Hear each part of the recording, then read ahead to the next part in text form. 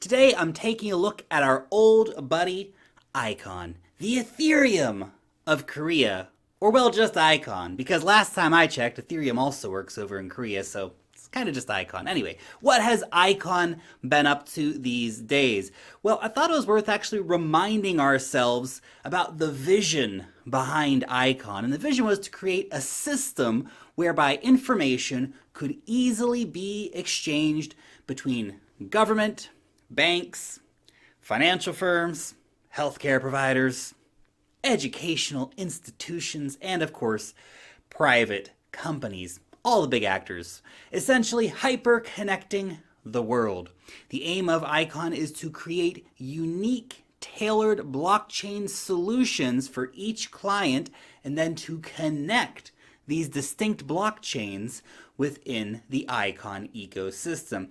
This is all made possible because of the Icon protocol, not only allowing for the creation of smart contracts and dApps, but also the interoperability between various blockchains, both inside and outside of the Icon ecosystem.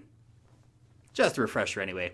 Now on to what Icon has accomplished recently and is aiming to accomplish soon. The Icon public blockchain has been used to issue mobile letters of appointment to the blockchain governance team of the Seoul Metropolitan Government. Now, this is just the first step in bringing Icon's public blockchain into action for administrative services in government and institutions, but the issuance records of the letter of appointment were developed by Icon Loop and are stored on the Icon public blockchain, thus, of course, making falsification and fake issuance of such certificates impossible. Now, okay, I know what you're thinking. That sounds rather underwhelming, but let's think about it. What does that actually mean?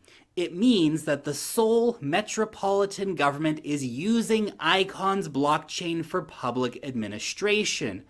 I realize this is just a very small first step, guys, but all great journeys begin with a first step somewhere. Actually, Icon has been working on a few different projects for the Seoul Metropolitan Government. For example, Icon developed concepts for a stablecoin for payments within the government, digital identity applications, and even voting applications, which is pretty cool. If it becomes the go-to blockchain solution for the city of Seoul, just the city of Seoul, that would be massive. And actually, Icon Loop is behind many of the initiatives to bring blockchain technology into everyday use in Korea. Even though we have, of course, lots of other Korean blockchain projects which are increasingly making an impact, like Fleta, HDAC, Hycon, and Ergo. I seriously need to do an update video on Ergo one of these days soon. Then we have the ICX Station. This is essentially a global accelerator program funded by Icon with offices in San Francisco, Tokyo, Seoul, and Singapore, and is providing up to $100,000 for projects as well as in-depth tech support, business guidance, and preparation to actually take your project to the market. Of course, this is really essential in onboarding new companies and new projects to Icon's blockchain. Icon has also recently published the Icon Lap 100, which is an enterprise blockchain alliance program focused on Icon's public blockchain, particularly use cases for big businesses. Through Icon Lap 100, Icon is seeking to bring in more decentralized application partners for both B2C and B2B products. Icon and Jeju have held a briefing session on the topic of constructing the Jeju Blockchain Regulatory Sandbox. Now you're asking yourself, what is Jeju? Well, Jeju is a small island off the south coast of the Korean peninsula, which has been exploring becoming the ICO and blockchain hub of South Korea. And that is super important considering the anti-ICO stance of the central government. The purpose of the meeting was to create a bridge between governments and companies to aid in the growth of the domestic blockchain industry. If we can see real development on this topic, then ICON, of course, could be at the forefront along with the island of Jeju in bringing ICO mania to Korea. ICON Loop has partnered up with SBI Savings Bank to release a blockchain-based personal authentication service. Now you will note that I said ICON Loop and not ICON the blockchain. Yes, this is on the private version of ICON called ICON Loop. Now it has integrated its blockchain technology to SBI Savings Bank's personal authentication service called SBI Simple Authentication. The first blockchain-based authentication service launched in the Korean savings bank industry is now open to the public. So that's very cool. Now, what does that actually mean for ICX token holders? Well, the eventual goal will be linking the ICON network via the ICON Nexus, and every transaction will require ICX for transaction fees. So the private chain does not simply exist in a vacuum somewhere. It is part of the network.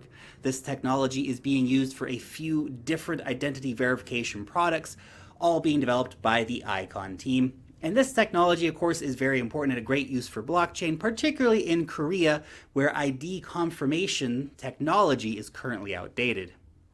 Back on February 26th, Pulse News Korea revealed that ICON Loop was mulling over an IPO. However, the CEO of ICON Loop immediately denied the rumors, claiming that they didn't have any intentions to go public.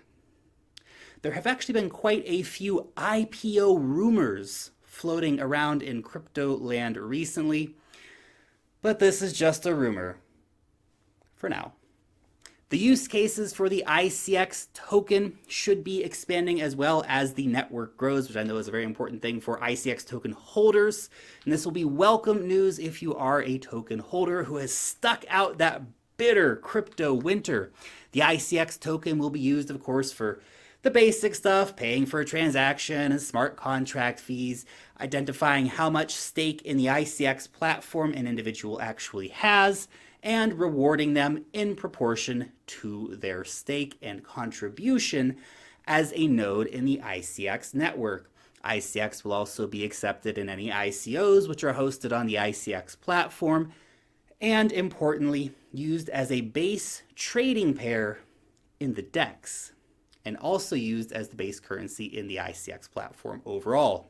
There are also two big updates to the transaction fee system. The first is a fee sharing feature, which will essentially allow dApp providers, instead of the users, to pay the transaction fee, which is pretty awesome.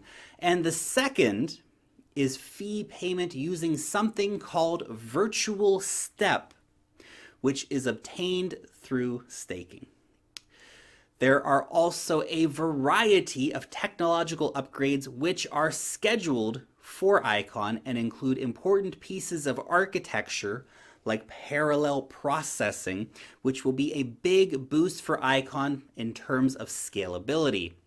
Other interesting roadmap points include desktop and mobile, Iconix wallet, an IconNest platform for ICX-based ICOs that don't require coding, which will of course be very important for onboarding a wider range of clients, an ICON blockchain tracker, a wallet app for the Ledger Nano S, score updates, software development kit databases for Java, Python, iOS, a decentralized identification and key management service, stablecoin solutions, as well as an ICX-based DEX and even security token offerings on the platform. Now, all of these things are in various stages of reality, we can say at the moment, but I want to highlight two very interesting things. The STO market will be huge, and while catering to the STO world is nothing unique to ICON. It is essential for blockchains moving forward to have this capability. They have developed a new token standard to help support this initiative, an IRC16 token, which is designed to allow for the transparent and simple issuance of tokenized assets and securities on ICON's public blockchain. Furthermore, the new token standard will also support the tokenization of physical assets via a modular architecture for built-in compliance for legal regulations, particularly related to asset ownership and transactions. This is a must-have feature for hosting security tokens. And the second I want to highlight is the DEX. This will be super important as a piece of infrastructure for ICON. ICON is at the moment working on integrating the DEX score with the ICON wallet service, Iconix. ICON's DEX will work to provide liquidity between ICX and IRC tokens. This will be achieved based on a system of reserves, eliminating the need for the kind of bid and offer style order book, and will function in a similar fashion to what we might see on Bancor, for example. The release of the ICON DEX will be super important because ICON dApps, or IRC tokens, that are yet to be listed on any major exchanges will be able to provide liquidity to investors and to companies via Iconix. Basically, the DEX will help ICX and IRC2, similar to the ERC20 Ethereum token standard, holders exchange their tokens in a safe, transparent way without needing to rely on third-party exchanges. But like all things ICON, I will believe it when I see it. There were a lot of delays, and the roadmap of 2018 was, there were a lot of failed deliveries, things coming out 6 or 12 months late, for example. And I know, guys, good tech takes time. But you also really need to take care of your community and communicating with that community and to set realistic goals for when you're going to bring things out. Can they deliver on the roadmap this time around? I hope so. And finally, the ICON team is developing features for the election of P-Reps. This is ICON's incentives scoring system, which will allow ICX holders to be able to receive an I-score as an incentive by staking their ICX and voting for registered P-Rep candidates.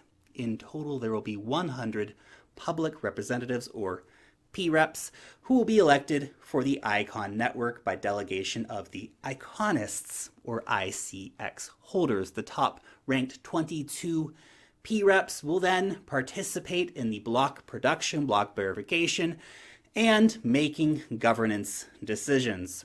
There are 200,000 Iconists who are waiting to vote for the eligible P-Rep candidates. I'm definitely excited to see this move forward, and the testnet for P-Reps is launching soon.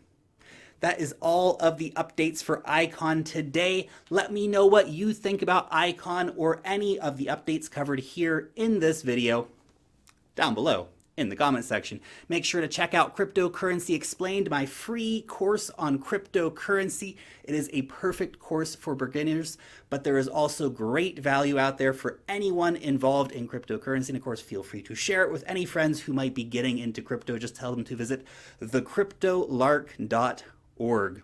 Thank you so much for watching today's video. As always, you guys are super awesome, so thank you so much. And if you enjoyed this video, leave a thumbs up on it and make sure to subscribe to the channel if you are new around here. Long live the blockchain, and peace out till next time.